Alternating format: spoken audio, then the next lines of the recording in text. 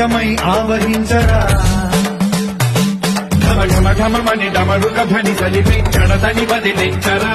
శ్రీవాయులింగమై సంచరించరా అణువణువున తన తనువును నిలిచి చలనమే కలిగించరా భస్మం